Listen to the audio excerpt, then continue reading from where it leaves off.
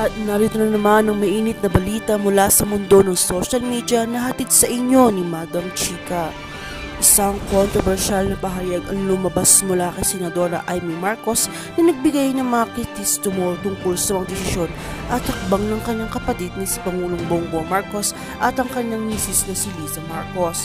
Ayon kay Amy, tila nagsisilbing sunod-sunuran ng kanilang pamilya kay House Representative Martin Romualdez, isang matagal ng kakampi ng administrasyon.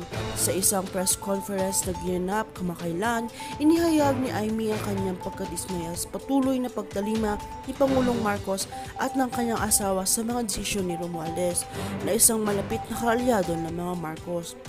Hindi na yata tama na ang lahat ng desisyon ay ayon lamang kay Romualdez. Dapat may kalayaan ang bawat isa sa amin sa pamilya upang magtakda ng sariling landas. Ani na Amy na may halong pagkainis at kanyang paghayag.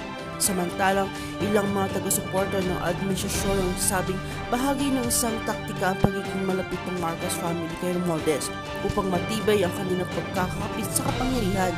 Ngunit ayon kay Amy, ito ay nagiging dahilan ng kanyang pagka-frustrate at umaabot na sa punto kung saan siya ay nagpasya ng magsalita. Hindi ko na kaya magtulungan kung ako lang magiging isang taga-sunog. Dagdag pa ni Amy. Ang relasyon ni House Speaker Representative Martin Romualdez sa pamilya ni Marcos ay kilala sa pagiging matatag at madalas na pinapakita sa mga public engagement at opisyal na aktibidad. Gayunpaman, inamin ni Amy na may mga pagkakataon na siya ay hindi nasisiyahan sa direksyon na kinakaladkad ng kanilang mga pamilya. Wala akong problema sa pagtulong sa bansa, ngunit sana hindi ito maging daan upang mawalan ng sariling prinsipyo, pahayag pa ni Amy. Ang pahayag ni Amy nagdulot ng mga spekulasyon ukol sa mga posibleng alingangas sa loob ng pamilyang Marcos.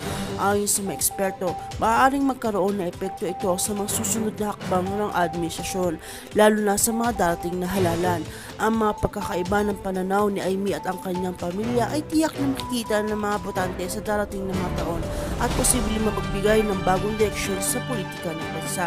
Patuloy pa rin pinag-uusapan ng issue ito sa loob ng mga political circles. At may nagsasabing ito ay simula lamang ng mas malalim na higwaan sa pagitan ng mga Marcos.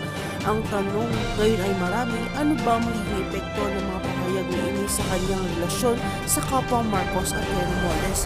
Siguradong magiging isa itong mainit na usapin sa mga darating na linggo. At kung bago ka pa lamang sa akin channel ay huwag kalimutang mag-like, share, and subscribe para update ka sa aming bagong balita. At narito po ang video ating panoorin.